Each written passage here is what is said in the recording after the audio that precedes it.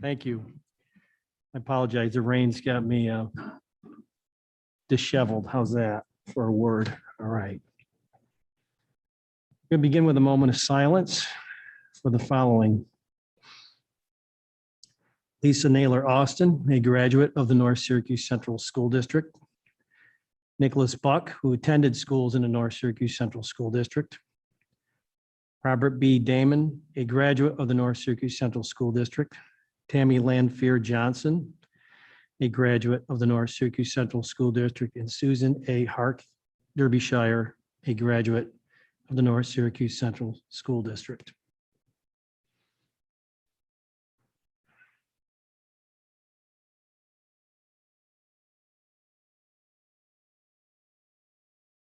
Okay, thank you.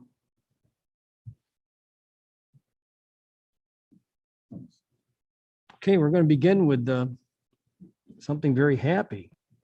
Presentations for the 2021-2022 North Syracuse Central School District Teacher of the Year, and I'll turn it over to Mr. Bowles.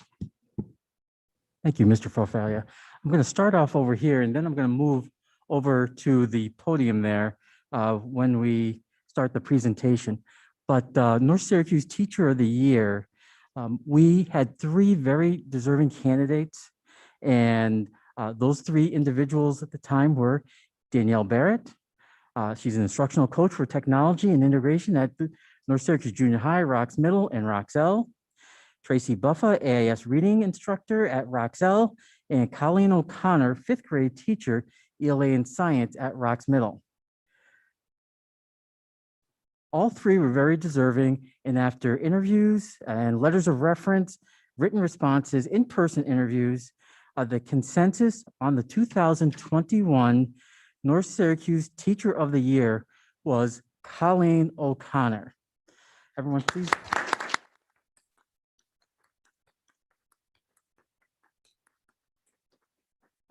Before we give out the plaques, I'm going to read a few things about Mrs. O'Connor.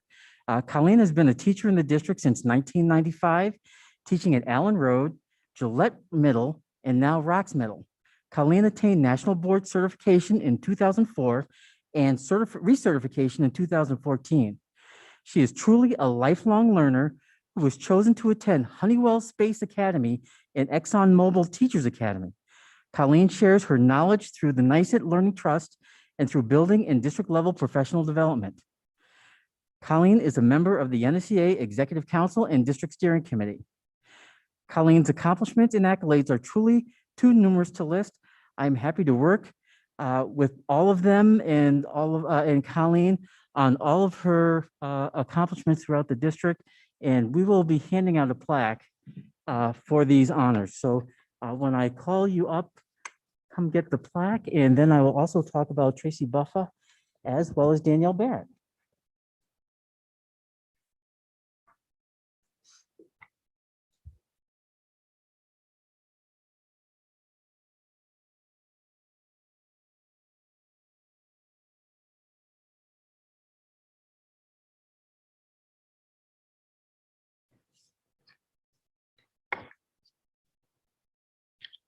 Colleen O'Connor, the plaque reads, fifth grade teacher, Roxville Road Middle School, North Syracuse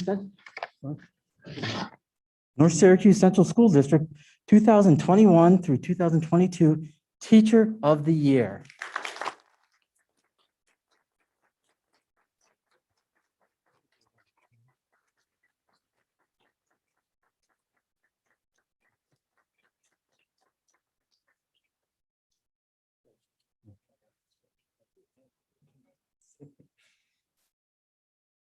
The runner-ups for Teacher of the Year, Tracy Buffa, AIS teacher at Roxville Road Elementary, North Syracuse Central School District, Teacher of the Year finalist. Tracy Buffa, please come forward.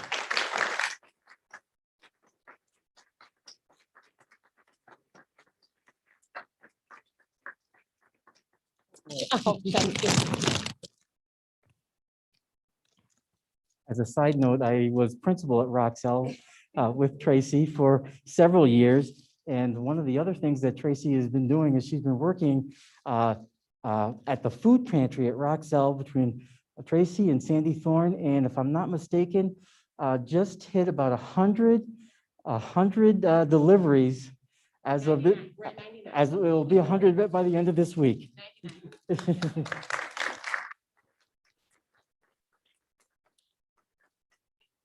Danielle Barrett, instructional coach for technology integration, and she's at North Syracuse Junior High, Rocks Middle, and Roxelle. Danielle Barrett, please come forward.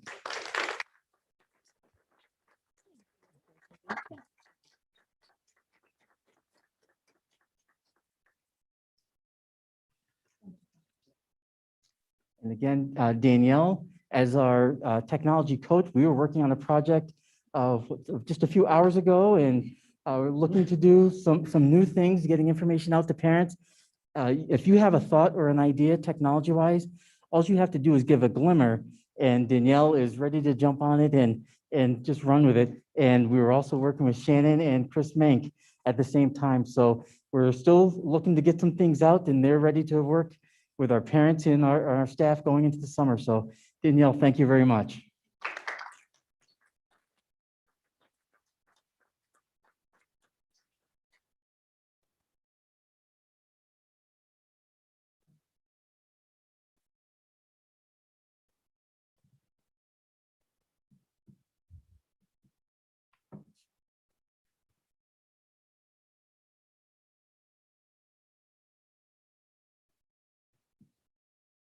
Okay, thank you. Our next is going to be co-curricular and athletic highlights presentation.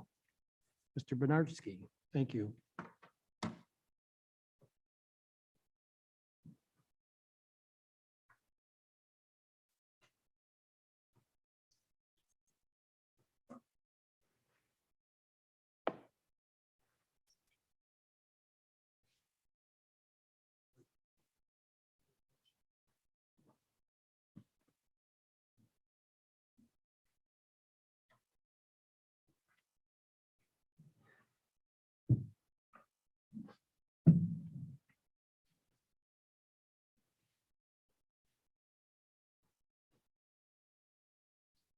Okay, good evening. Thanks for having me. I was excited to come tonight and discuss athletics and co-curriculars during the 2021 year and battling through the pandemic. And it was a tough year, but we managed to have a lot of success. And as I thought about that question of success, the biggest thing that stood out to me thinking back to last spring was we had every sports team in co-curricular had the opportunity to play this year. And it was an outstanding year through those groups and sports teams. And I wanted to show, and you haven't seen this yet, but I wanted to show you a quick highlight of this past school year with what I call the help from the Friends of the Program. Jacob Lax helped me put this together.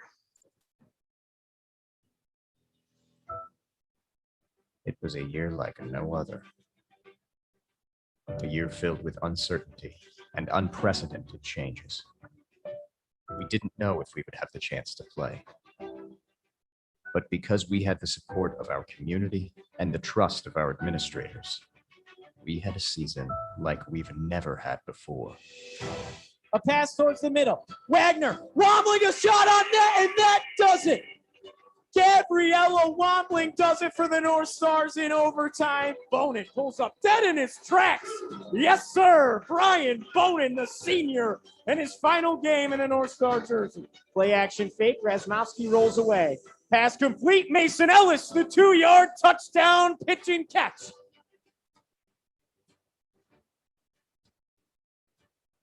We had our ups and downs, our wins and losses. But through it all, we stuck together and played as a team.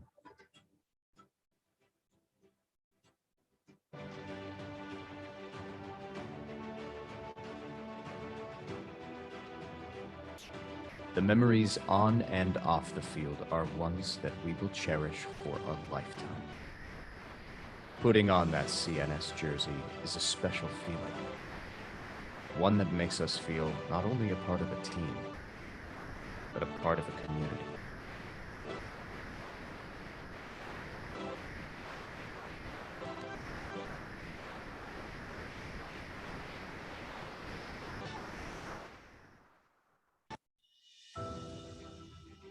So to the coaches, trainers, athletic staff, principals, teachers, and Board of Ed members, we say thank you. And as always, go North Stars.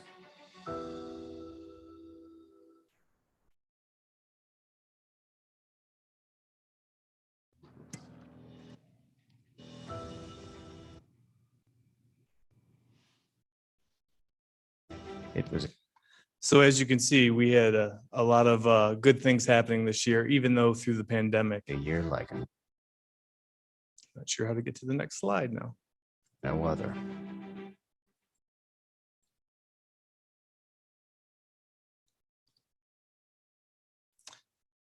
But along the way, we did have some challenges, from COVID testing to 10-day pauses. Once we had a positive case, we had our coaches daily temperature taking, QR scanning for the kids, the contact tracing. Our seasons were crammed and shortened throughout, trying to fit all sports in those individual seasons. Some of the seasons were moved, as you know, some of the fall seasons were moved to what they called Fall 2, which was in March, which was listed as football, girls swimming, volleyball, and cheer. And then our wrestling season got moved from winter to spring. We had some challenges of practice space being condensed. We had to not share gyms because of cross-contaminating teams. Our swim team was in West Jenny. They were moved to Liverpool. Then they ended up at Nottingham because Lemoyne wouldn't let us use their pool. That's kind of a plug for maybe us getting a pool one day. No spectators for the kids to have their parents or grandparents, or it was limited at some point towards the end. They had to play with masks. No training in the off season. Getting ready for the season. We didn't know if we were going to have the season, but we couldn't do anything in preseason. Obviously, there's a lot of mental health concerns from when we were shut down and kids were home and not allowed to be active.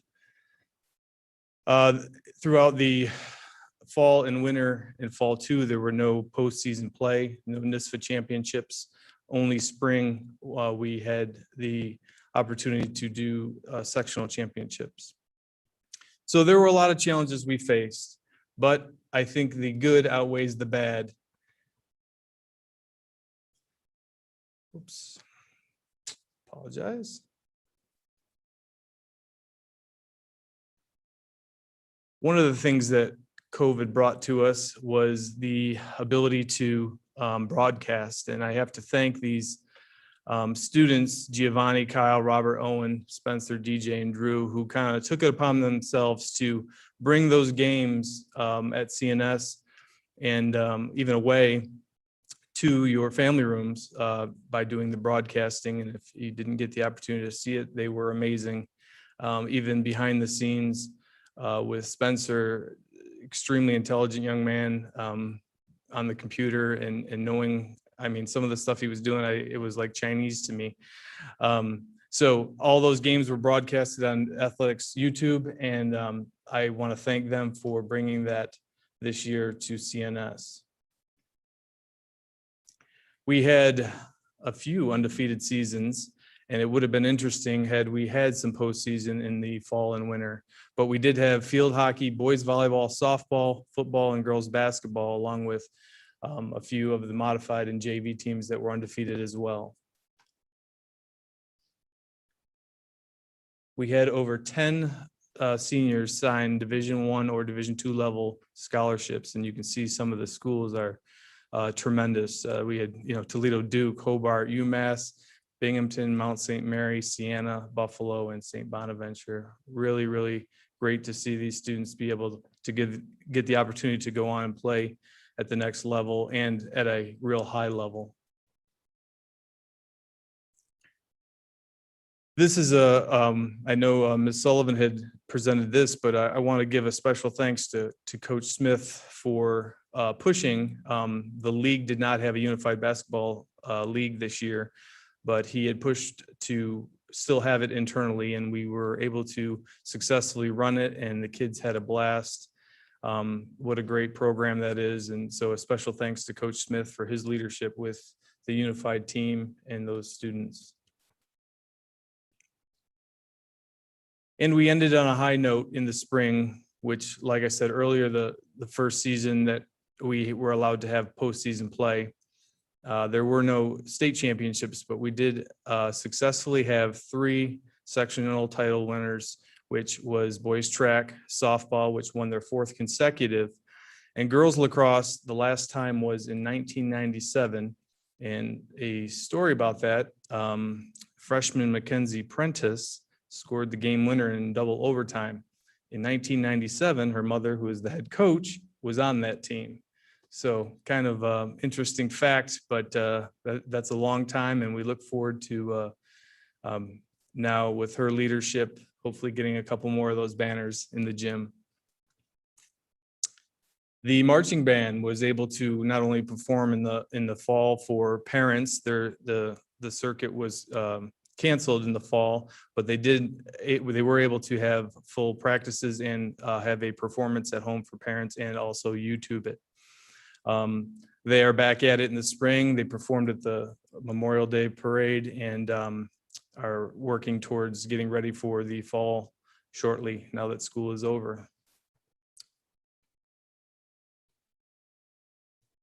Our musical this year, this will be our year. They had 2 performances in April with a little over 100 people in attendance. Amazing. These kids are extremely talented. Their performances were YouTube streamed for those that could not make it because of the limited capacity. But congratulations to all those students for wonderful production in such a short time and under the circumstances of the pandemic. Same thing goes for Winter Guard. Their season was canceled, but they were able to fully roster all 3 levels, varsity, JV, and the modified level. And Coach Schmidt had mentioned that everything had perfect attendance in the performances and practices. So the kids were anxiously ready to come back and get back to work with the Winter Guard group. And lastly, one of the biggest things I want to mention is just behind the scenes that you may not realize. Special thank yous. The athletic trainers, Katie and Brian, and our school nurses were wonderful during all this time with the testing. Their work, the countless hours behind the scenes, making sure our student athletes were safe and healthy, and all the tests went off well. Cassie, my assistant, couldn't do anything without her. She's been a huge help throughout this process. Shannon, Matt in the transportation department, working all the shuttles, getting all those kids to the practices with the limited capacity on the buses. I want to thank them. Maintenance and custodial had additional cleaning duties because of COVID and the cleaning protocols, yet still had time to get our fields ready and make sure everything was as normal as it would be outside on the fields. And of course, Joe, my right-hand man at the stadium, helping, just making sure all the protocols at the stadium were followed. And he has been a huge help with that process. And then, of course, I want to thank the Board of Education and district level cabinet for their support in giving the kids the opportunity. I know some school districts didn't have the opportunity in certain seasons to compete. And it was great to see the kids back on the field and on the court.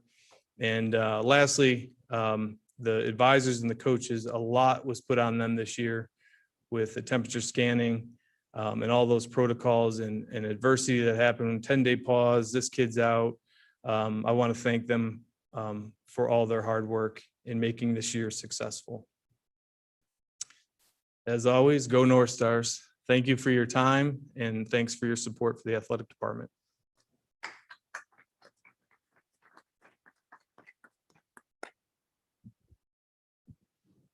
Tim, before you go, I'd like to make one comment. Just 2 more thank yous. And one thank you is for Chris Leahy. He assisted with the contact tracing once it left the coaches and everything. Things were happening on weekends constantly. And I also want to thank you, Tim, because people don't know the behind the scenes. I would place an order every week that Tim would have to go pick up personally to test the athletes, and coordinating a testing regimen every Wednesday. We were up to 350 tests a week. And he would be picking them up each time from the county, bringing them back, working with the nurses, working with the trainers, to just make sure our students had the ability to play. And when there was either a hiccup or a snafu regarding contact tracing or things that had people that had to be quarantined, you and Chris were in steady communication as far as what needed to be done and the procedures. So I want to thank both of you. Okay, thank you. Okay, we now have the capital project presentation.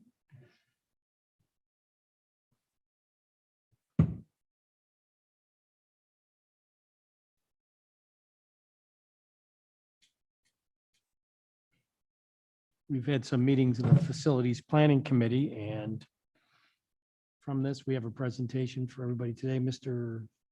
Keegan, I think, is going to lead it with some people. I from just Keegan. want to, Okay. I'm going to let Paul and Kirk from King and King come up here and run the show. I just wanted to say Matt Irwin, who was not only a big part of getting this presentation together, but the whole process, unfortunately is sick today. So he's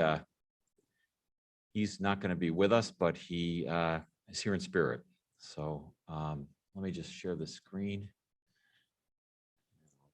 Let's go back to my seat. Dan and I are going to chime in here at certain points. But we'll let Kirk and Paul run the show. So with that, you guys just turn that one on there, Paul. Or Kirk. Well, good evening, everyone. Good to see everyone. For some of the newer board members who may not know us, I'm Kirk Narberg. I'm the CEO managing partner of King and King Architects. We've been the architect for the district for about 15 plus years now. My entire family has been through North Syracuse. We live in Cicero. And Paul Johnston is our project manager who's been running all the projects here. So again, good to see everyone. We have some very important and pretty in-depth items to cover today. We're going to start by talking about very briefly the last time we were in front of everybody here, which was May 3rd, to talk about the process to date with evaluating the district's buildings. And so, as everybody knows, it started way back at the beginning of last year, actually, with the building condition survey process, which is a process we go through every 5 years with the state of New York, evaluating the buildings in every district across the state. And so North Syracuse's year for that effort was last year. We input all the information into the state database back in January. And from that information, we were able to update all of the kind of condition survey information for every building in the district. If you recall, Matt also discussed at the last meeting about, it also gave us the opportunity to do an energy audit of each of the buildings as well, which is all information is going to be very valuable for this discussion moving forward. So from all of that information, what we've been doing over the course of the last couple of months is prioritizing and organizing it in a way so that we can start to develop some options for moving forward for the district. The first part of that had to do with the continuation of an effort that started almost 30 years ago now, which was looking at making sure that we could line up and update the elementary schools kind of in order. We're on Bear Road right now. Smith Road happened before that.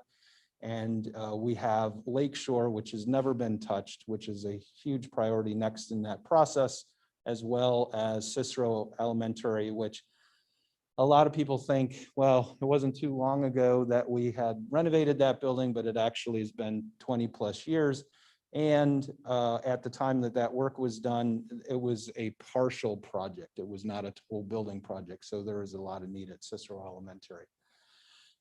We also want to look at those priority items that we cannot defer any longer because it's going to cost the district more money if we do that. So we'll talk about that as well. And in this entire complex mix of priority items, we have to be very cost conscious with how we approach any project with the district so that we can maximize building aid, which we'll talk about in a minute, so that we can keep the local share implications of any of these efforts to the lowest amount possible based on this kind of overall need. So, so we're at that point now where we have a vision, we have a process, and now we're going to lay that out today for everyone to kind of see as kind of a draft statement. So next slide, Paul. So we're going to start today by talking about the state aid implications and something that can be very complicated, but we're going to simplify it hopefully for everybody so that they understand what it means, which is the maximum cost allowance. We're going to talk about the project components and what those might look like. We're going to talk about the phasing of those. Don is going to talk specifically about aligning that with the financial plan. We've had fiscal advisors, which represents the district, who has run countless number of calculations on current debt and future debt, as well as all of the aid implications of these projects, so we know where we are with each of these steps. So state aid and the maximum cost allowance. So the very simple way to look at this is that the state of New York assigns a building aid ratio for every district, and every district has a slightly different building aid ratio. And it has to do with the wealth of the district, which is derived from when we do our taxes, and you click that box and the code for what district you're in. All of that information is quantified. It goes into a complex formula, and it spits out what the building aid ratio is going to be for the district. North Syracuse building aid ratio is 85%. Which means for eligible projects, and we'll talk about this in just a minute, the district will be reimbursed for every dollar spent 85 cents from the state of New York. All right, that's the easy way to think about this. The more complex issue is that you don't have an unlimited pot of money to draw from.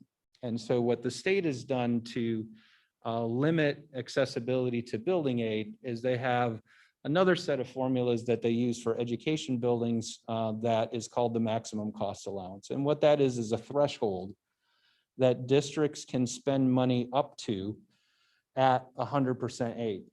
For North Syracuse, that means up to whatever that threshold is, and there's a different one for each of the buildings in the district. You will be reimbursed for eligible projects at 85 cents on the dollar, up to that threshold. Anything over that, and we'll see a chart for this in just a second, the district has to pay for it fully. So once you cross that threshold, it's a dollar for dollar. You have to pay for it. You don't get any aid back on that. The maximum cost allowance has been around for about 50 years. I've talked to Paul about this many a times. It's not a conversation that's fun to have as to how you go about it. It's different for elementary schools than higher education buildings after 6th grade. It's actually a complex formula of education space and factors and a bunch of other things that ends up with a building aid unit that you multiply by a number, and it gets you what that MCA is. Again, as I mentioned, it's different for every building. And the most important part about the maximum cost allowance is that it has a 5-year window. So you can only use the maximum cost one time in any 5-year period of time. So the maximum cost is the maximum cost. And so as you do projects, and the reason why I'm bringing this up is this is going to play into why we have the phases that we do for some of the projects. It reduces the amount that you have to work with if you're doing multiple projects in the same building within a 5-year period of time. Every 5 years, essentially, this maximum cost allowance resets. Again, it's a complex discussion to have. It's the way the state works, and we're all used to it. So it's just the way that we do projects. So if you turn to the next page, Paul. So this is an example of what that means. So we have 3 different kind of project scenarios, and we're just for this example going to say that we have a maximum cost allowance of $10 million. And we have a project that's going to cost us $10 million. There's been no work done in the previous 5 years. And so we take advantage of full aid at 85% on that 10 million. And then the local share is 1.5 million. This is what's considered 100% aided project, because every dollar that's spent is eligible for that 85% reimbursement. Item B, we have a $15 million project. Maximum cost allowance is the same. So in this particular scenario, you get your aid back on the 10 million, but then the district has to pay 5 million at straight cost. And so then the local share is 6.5 million in this case. And then if you throw in the last example, which is just, there's been some work in there, any work that happens in a building within that 5-year period of time, it just reduces the maximum cost allowance. So in the last case, in item C, the 10 million really becomes 7 million. And so you get 7 million of aid at 85%, and then you pay 8 million on top of that because of the overage. That's about as extensive as we want to get with just about anybody at any time with these, but that gives you a broad overview of how this all works. And so with that, I'm going to give it to Paul and talk to you about how we've kind of lined up these projects for this first phase.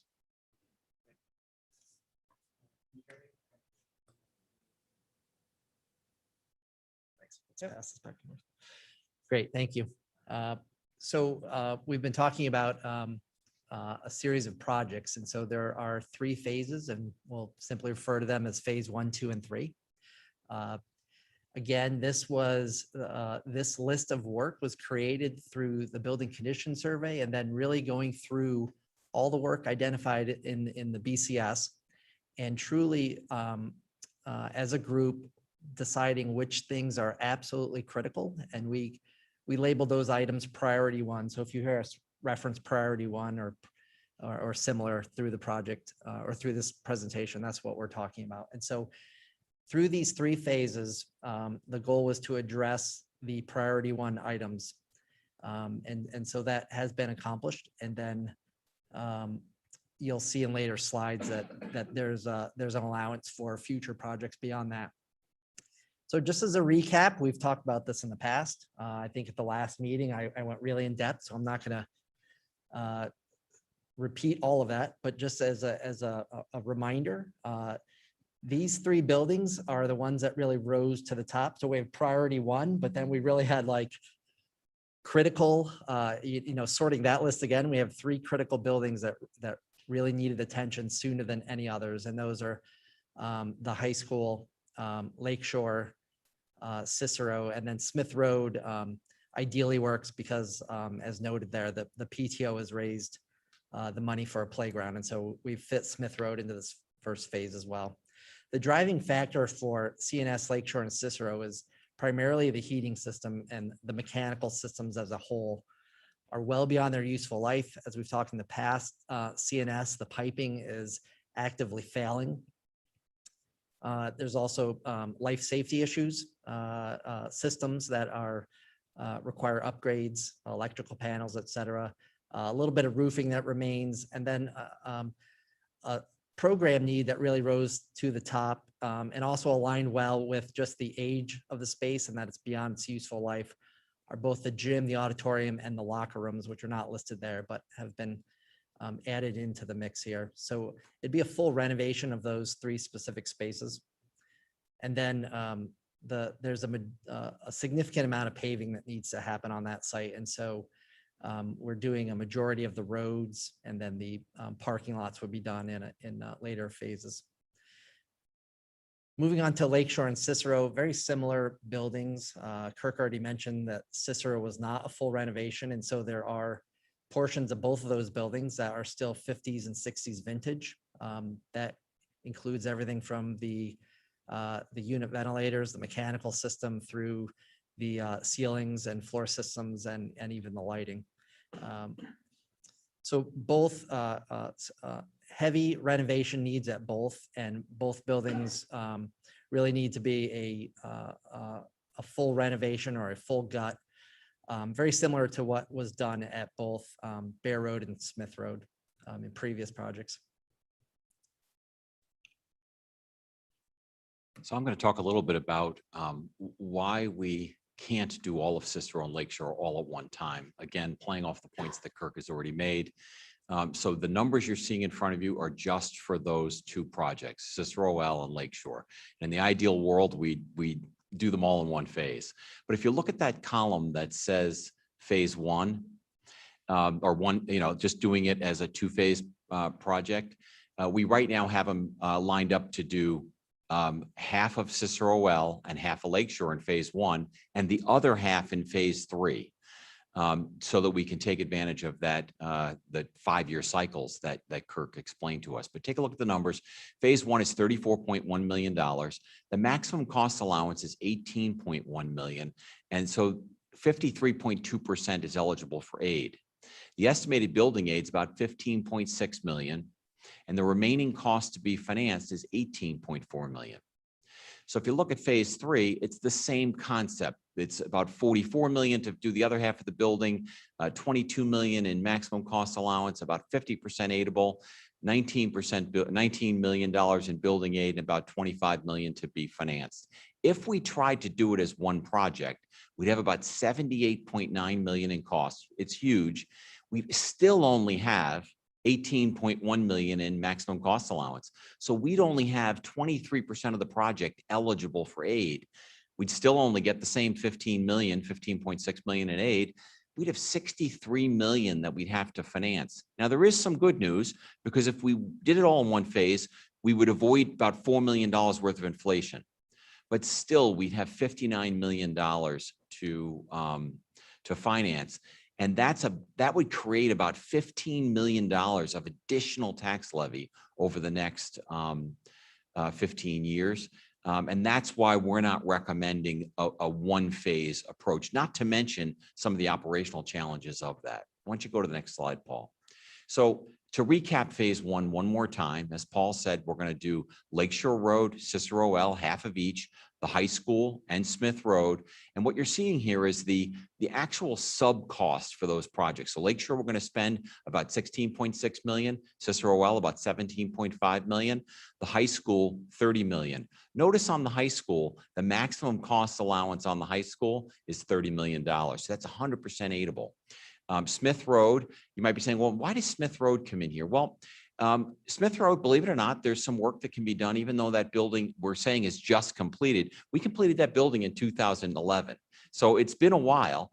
And the building, the PTO there raised money for a playground. So we're going to do some additional work there. And we're going to, that work will be 100% aidable as well. But the blended rate is 75.38% aidable. So it's a pretty good composition of a project. So now let's look at that whole project and see what the financial summary indicates. So it's about $64.9 million worth of work. Now, we're very fortunate. We have worked really hard as a board. You guys know this, as a cabinet, as an administrative team, with the support of the entire organization to build up our fund balance. And we're going to use about $7 million of fund balance. Now, I'm calling it all fund balance, but I want to just recognize that a little over $3 million of that is our debt service fund. So that's how we get the 7 million fund balance and debt service fund. We've got $50,000 that was donated, fundraising done at Smith Road. That leaves us a project of about $57.9 million that needs to be financed. We're going to get about $48.9 million in building aid, and the balance of $8.9 million is going to be offset by debt reduction. So that sounds, wow, what does that mean? Well, offset by debt reduction means that over the next 15 years, our debt service, our mortgage payment is going to drop, and it's going to drop enough that it can completely cover those costs. So we thought we'd add a little, that next box there, Proposition 1, average annual. That's just to show you what it looks like. Our average annual debt service is about $4.7 million, but we're going to get about $3.5 million in state aid or building aid. And we're going to have a reduction in debt service of about $1.2 million. And that means the tax impact on this work is zero. Both percentage and dollars for this Proposition 1 of phase 1. Now, Dan, if you would mind commenting a little bit about the swimming pool. Sure. Thank you, Don. So as people may know, our North Syracuse men's and women's swim teams have had successful seasons, but they've had to practice and compete in area pools over the years since we formed those teams. More recently, and COVID provided some recent challenges because some of the locations were either shutting their doors and it was very difficult to find a place to even practice. At the 9th hour, the team did get to set something up at in the Syracuse City School District, I believe it was Henniger.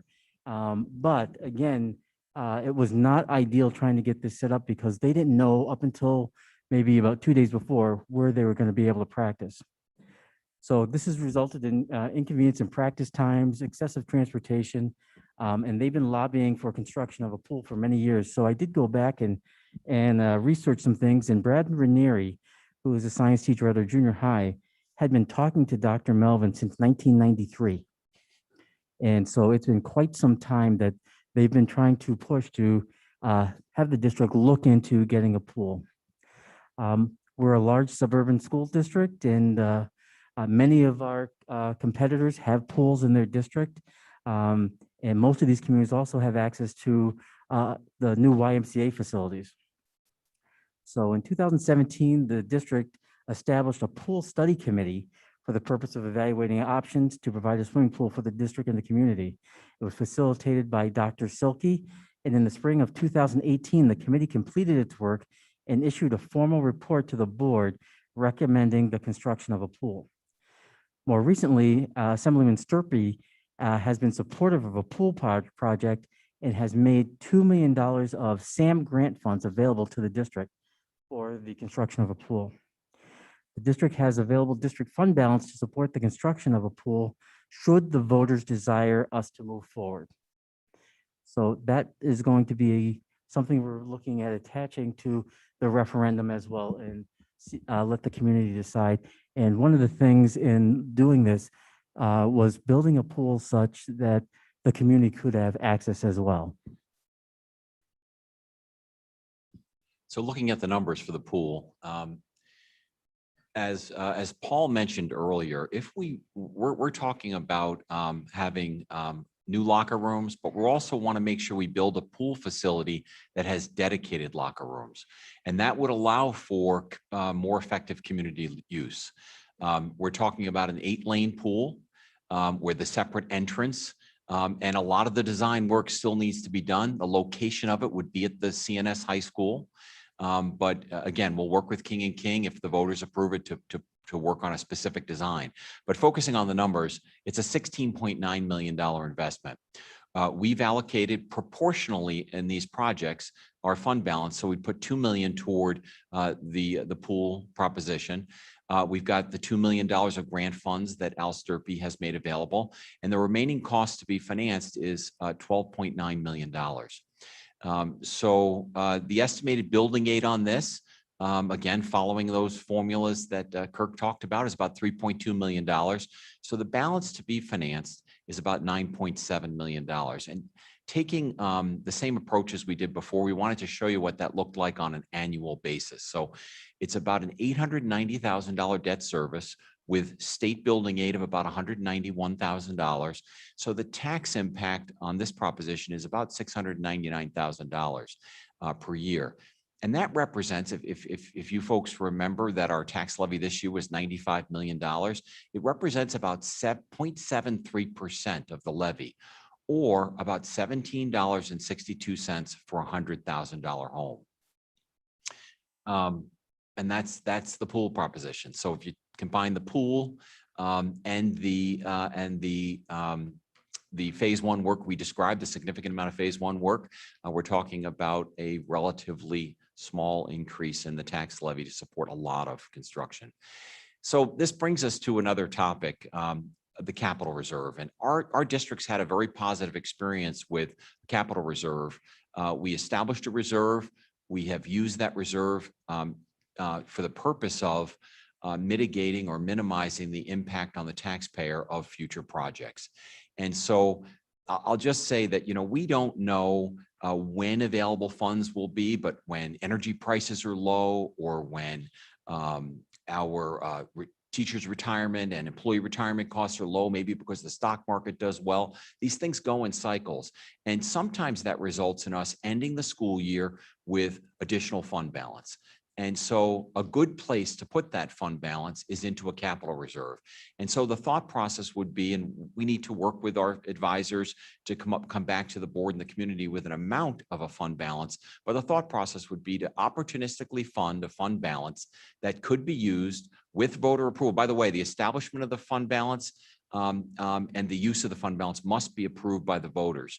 So money that went from our fund balance to the capital reserve would require voter approval to actually get it out of the reserve and put into a project. So the voters can rest assured that we wouldn't just go ahead and do a project without their approval. But we're strongly recommending that the board consider, that the community consider a capital reserve that we put as an additional referendum in December so that we could save money for future capital projects. And that would be things like phase 2 and phase 3 and other projects that the district comes up with over the next several years.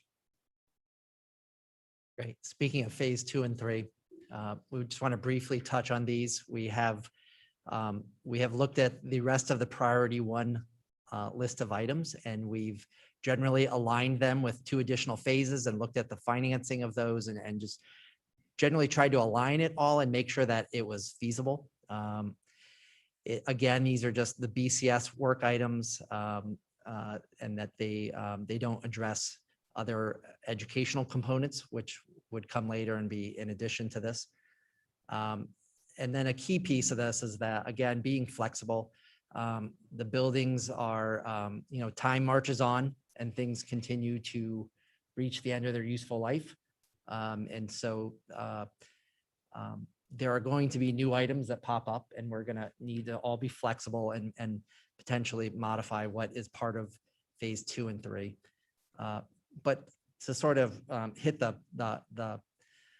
highlight some of the items, phase 2, we've talked in the past, the bus mechanic garage and the maintenance building in particular have some serious structural issues.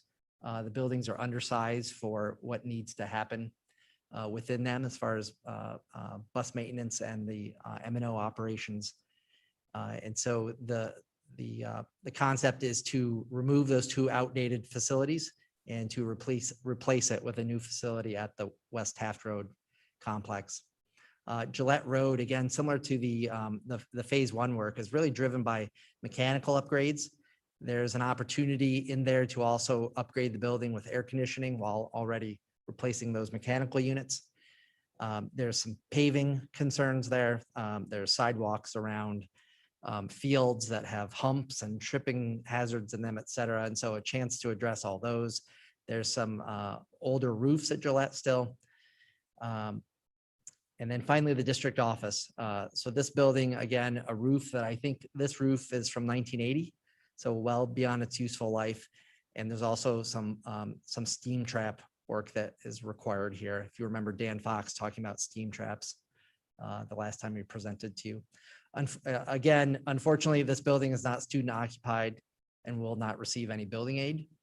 So we're trying to be mindful of that, but at the same time, the roof really is beyond its life. Some potential phase 3 work. We would hit the junior high.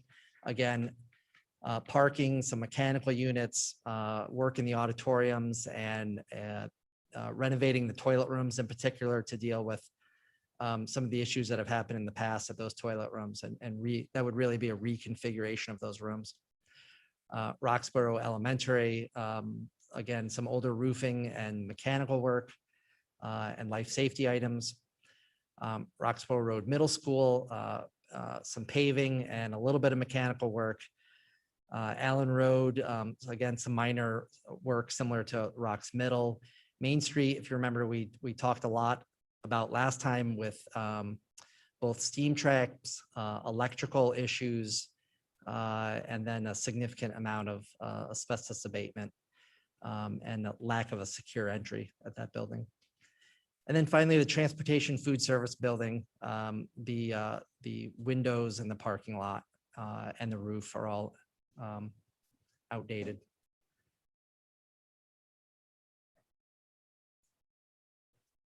So this graph does a really good job of kind of summarizing where we're at with this. The best way to think about this is kind of a mass of potential projects that need to be completed. They're all priority items that were all identified in the building condition survey. We've split them right now up into a comprehensive plan that covers the next 7 to 10 years, which are these phases 1, 2, and 3. And so if you look at this graph for each of the buildings, the first going from the bottom up indicates the phases. And then if there's any work that's left to be done, it'll be blue at the top. And so the future projects, which you'll find is fairly minimal, but it's there at a lot of the buildings because we just can't do everything everywhere in this next period of time. And so when we talk about the fact that this doesn't end, we need to continue to have this on the horizon, that there's going to be work that's going to have to be tackled later on, and that will be part of each of these planning steps as we go on.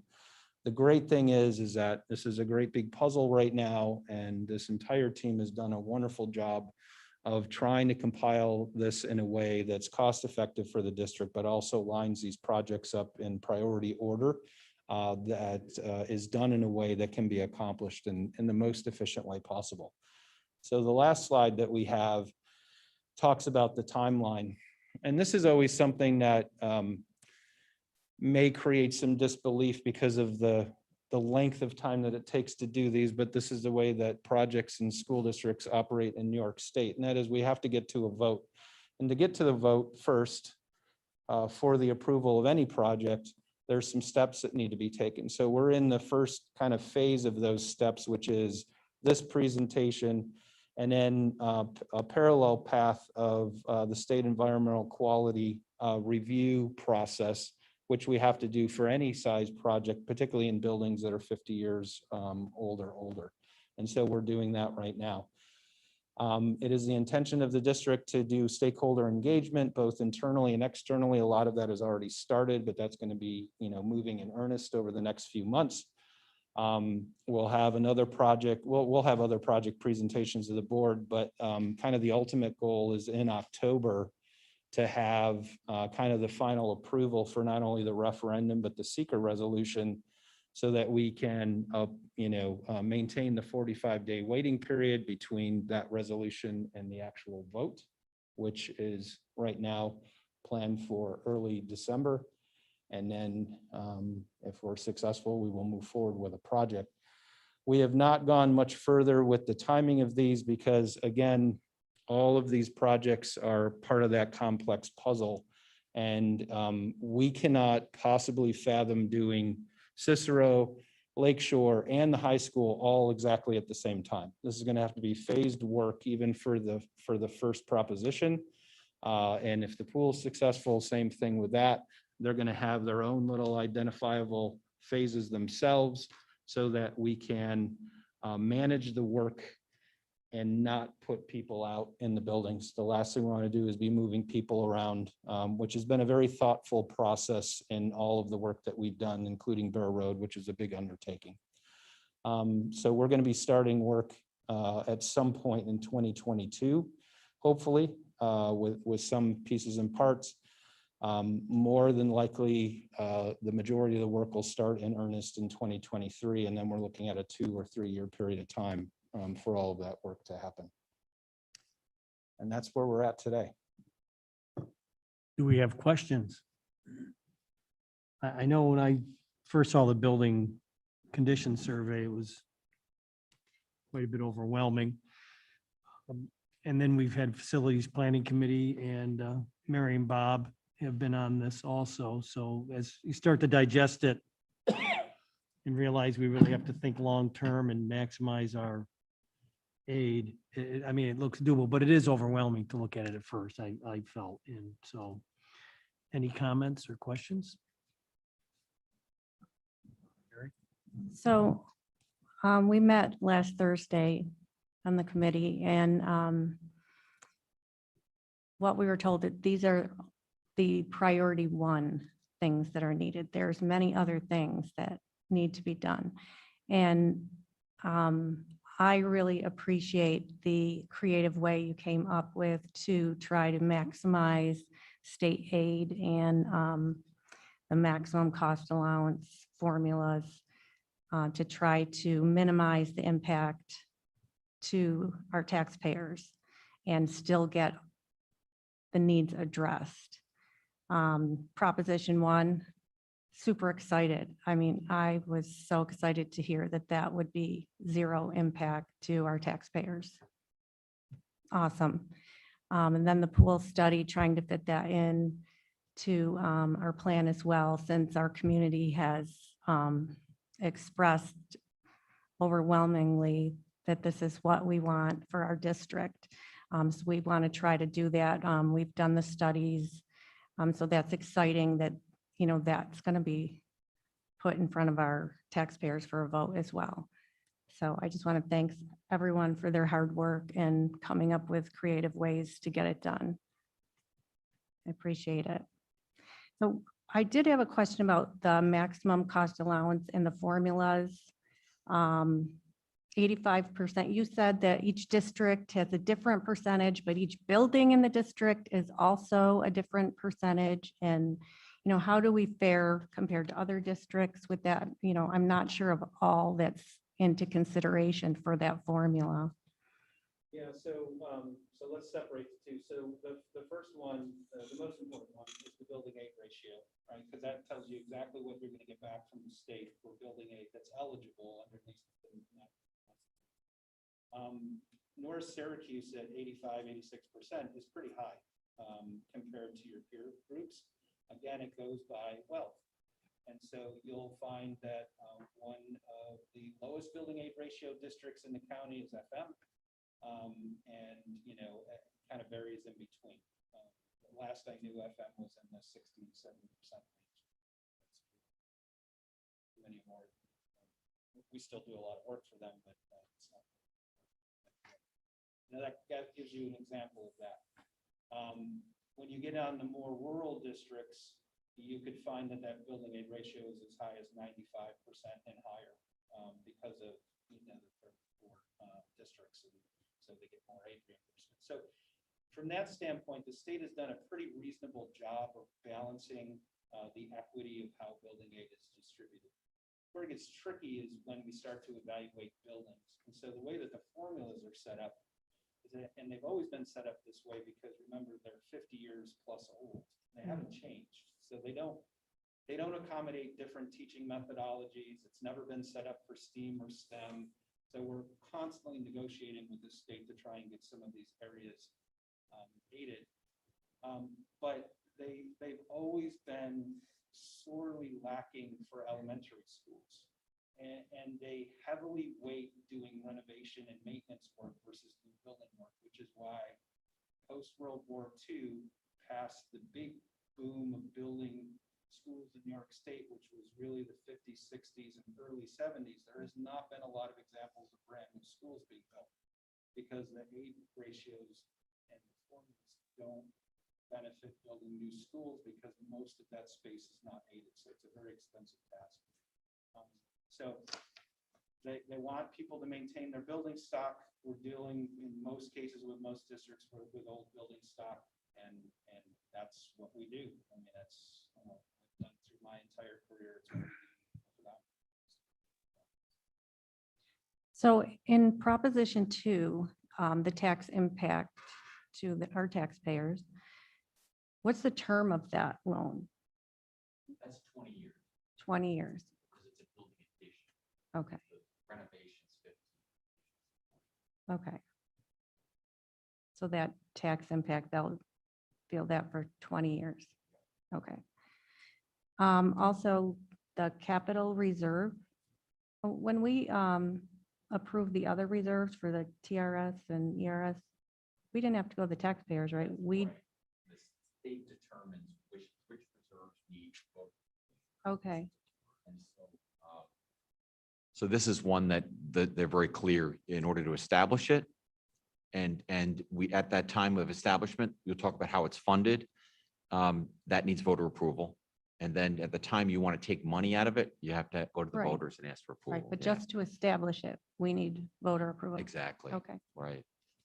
thank you. Great idea. Just one, we have a board member at the door. Thank you. I just want one more comment, not a question. I just, the way I've always looked at it, and when we talk on legislative about, and Don has talked for ages about our foundation formula and our state aid and the inequity we've seen in that.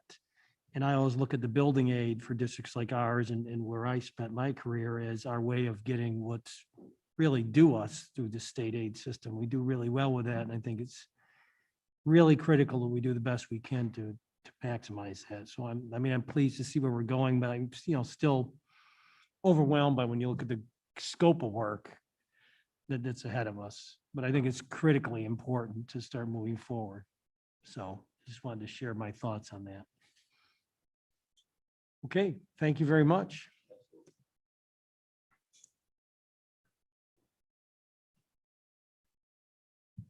We are at comments from the audience. Do we have anybody signed up today, Mrs. Gibson? We do now. Okay, then we'll move the Board of Education Committee reports, and I'll defer to Mrs. Scanlon to tell us about our policy committees. All righty. We have a lot of stuff from you today. We do.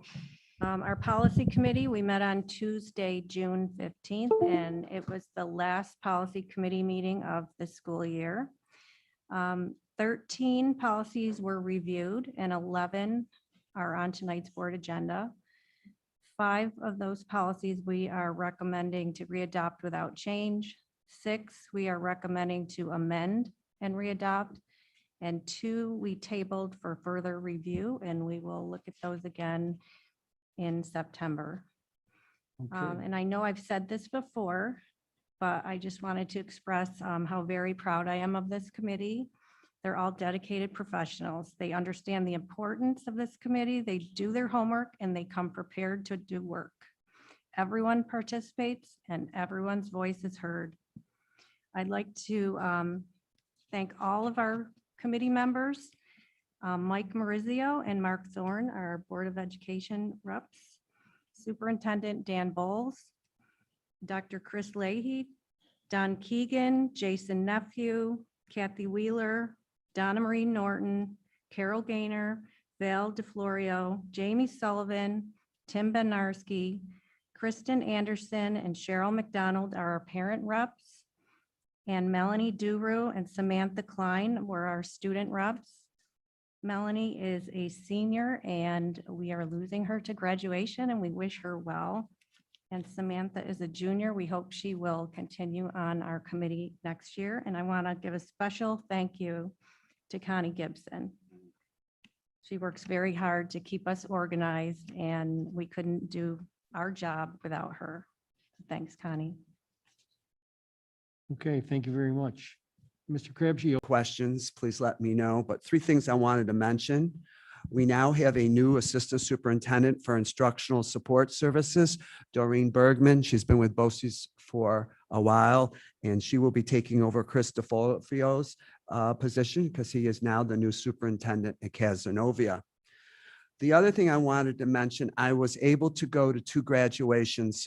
If you go on to our website, there probably are about 30 graduations because we have graduations in Onondaga County and we have graduations in Cortland, Madison counties. So you are welcome to go on, and there are quite a few students from CNS that graduated from all the programs in Onondaga County. But I was privileged, and I want to thank seriously Mr. Marizio for attending with me the other day. Each year I give a scholarship in memory of my mom to a student in the Crossroads program. The Crossroads program is located over on Crown Road over in Liverpool. And these are students that I call them special students. And the young man that received the award, I was just so privileged to give it to him. And I thank BOCES for letting me do that. And then the last thing is summer school. As you know, summer school is run by BOCES, and they will be having classes at North Syracuse High School, Baldensville, West Genesee, and FM for high school.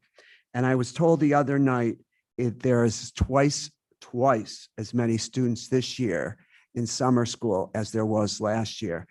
So it's going to be an interesting situation. And both seasons. We also have special ed, and we will have the special ed at the junior high this year. Any questions or concerns about OCM BOCES? And we'll be meeting in July, right before our next meeting, to reorganize. Thank you. Okay, thank you, Mr. Crabtree. Superintendent Bowles, comments? Thank you. We announced Colleen O'Connor as Teacher of the Year earlier tonight, but there was a part of the presentation I failed to acknowledge, and there's a group of people that worked behind the scenes to interview and go through the process.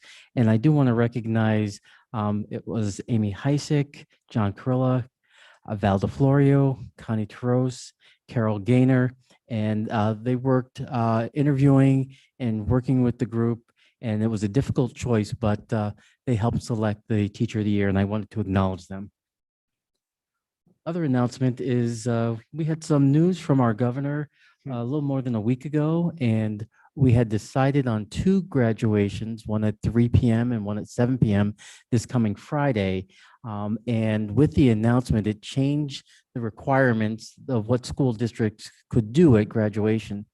It's not always easy, and this has been typical of the year, but the staff at the high school and maintenance and operations, everyone involved really wanted to do what was best for our students and families, and they were able to pivot. And we have a graduation with one ceremony with all of our students getting together.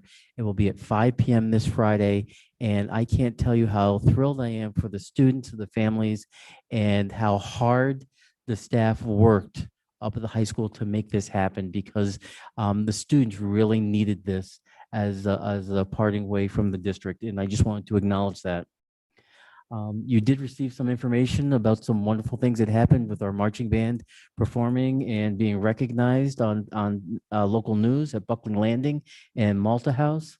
Mr. Crabtree and I think saw each other at the local sectional events. First is girls softball at Beeville in double overtime, as Mr. Bednarski mentioned, and then the girls softball team winning sectional champs again. I think it was the 4th year in a row, I think I saw on the slide. And with that, I think just an acknowledgement, we will here try to acknowledge the great things that are happening across the district, if not once a month at our board meetings, but we really want to make sure that the community and everyone sees all the wonderful things. And that's why we had Mr. Bednarski kind of provide a culmination of some of the wonderful accomplishments, because we don't always see it in person and get to see it on the screen. So we'll make that a steady diet. Thank you. Okay, thank you, Mr. Bowles. Board of Education comments. I'd like to start, if I may, with a few comments, since today happens to be Mr. George Harrington's last board meeting, at least for a while. So I just want to thank you, George, for your service here. I've been on the board 6 years. It looks like you've been, is it 12 or 13? 12. Okay, I'm trying to do the math here, but you have a gap on this plaque here. But George has been a colleague, but I think more than that, George, I think I can consider you a friend. I hope you can say the same thing. He's been great at giving me what I'll call a heads up when there's some information that he thinks is helpful for me to know. He never hesitates to reach out and call me, and I've appreciated that, George, and I know I'll hear from you in the future. So we have a plaque here. I'm going to read it.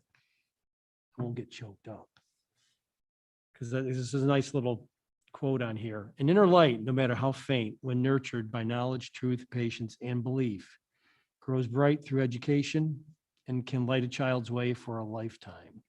So this is in recognition and appreciation for your dedication, hard work, and caring for the community, students, staff, and members of the North Syracuse Central School District from the Board of Education from 2008 through 2021, with a little time off in there. So Thank you very much, George.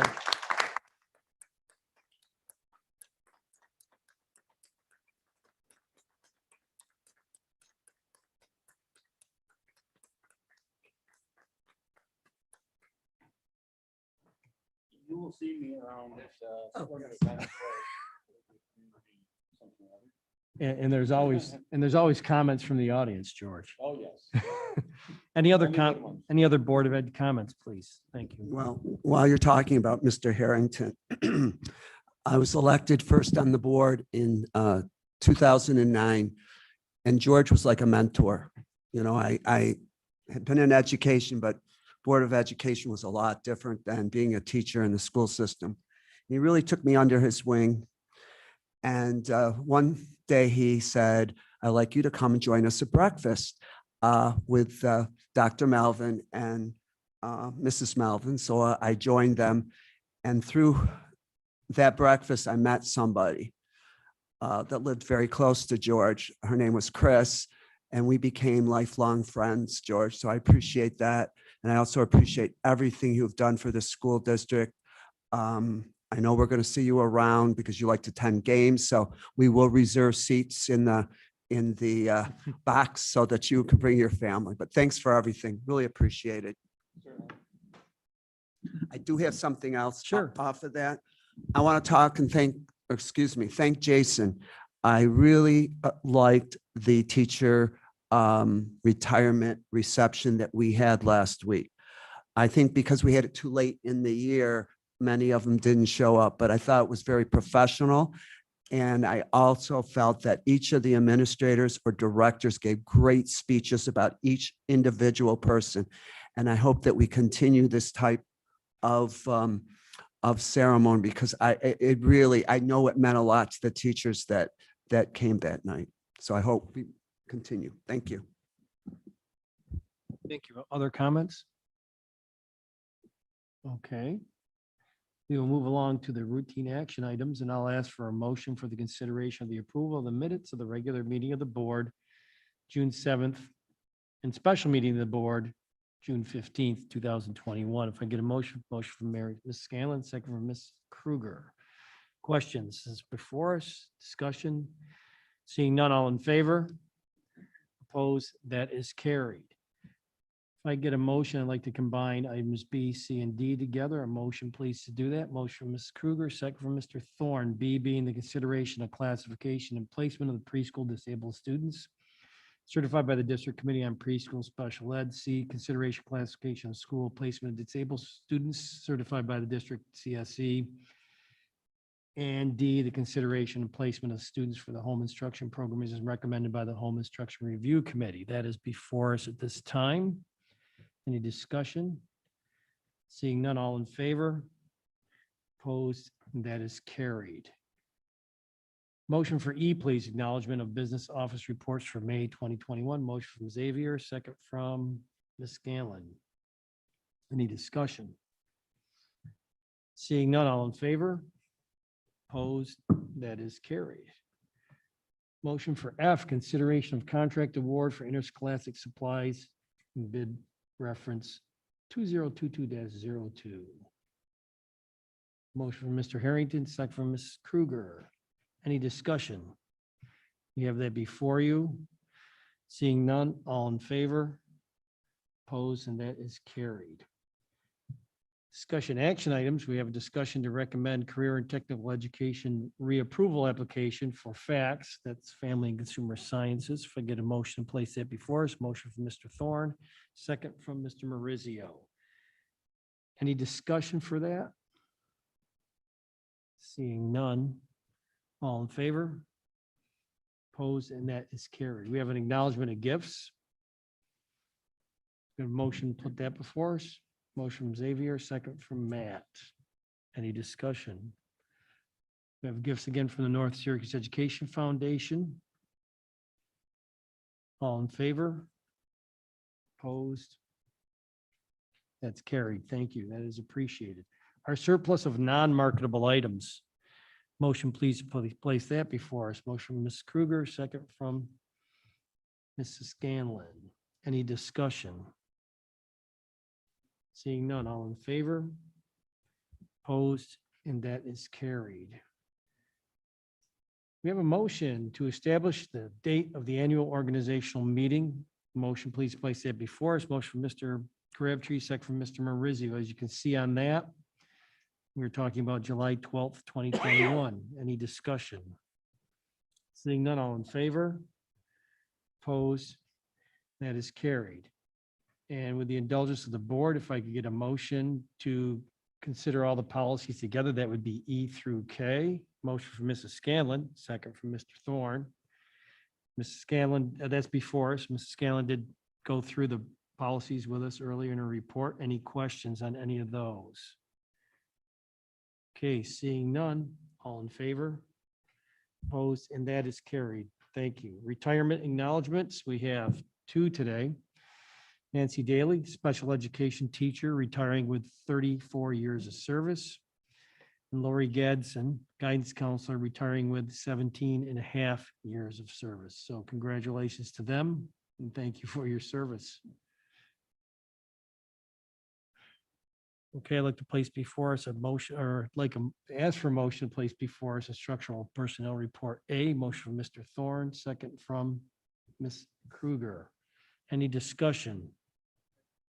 Make a comment. I'll make a comment that I'm so thrilled with the Roxborough Road Elementary and Roxborough Road, using both schools for a summer learning program for all those students that, it's been difficult. It's been over a year. Many of our students haven't been in the classroom or twice a week or whatever. So I really appreciate the administration for setting this up. I'm excited to see the success of it this summer. Thank you. Thank you. That's before us.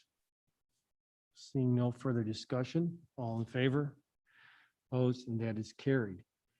Motion, please, to place support staff personnel report B before us. Motion from Xavier, second from Ms. Kruger. Any discussion? Seeing none, all in favor? Opposed, that is carried. And a motion for administrative report C, please. Motion from Mr. Thorne, second from Ms. Kruger. Any discussion on administrative report C? Seeing none, all in favor? Opposed, that is carried. At this time, I would like to make a motion to move into executive session for the purpose of reviewing two legal matters relative to potential litigation and to review the employment record of 4 individuals with no action to follow. A second from Mr. Marizio. Any discussion on that item for executive session? Seeing none, all in favor? Opposed? That is carried. And if I could get a motion for adjournment. Motion from Mr. Harrington. Second from Mr. Thorne. Any discussion on adjournment? Okay, seeing none. All in favor? Opposed? We are adjourned. Thank you, George.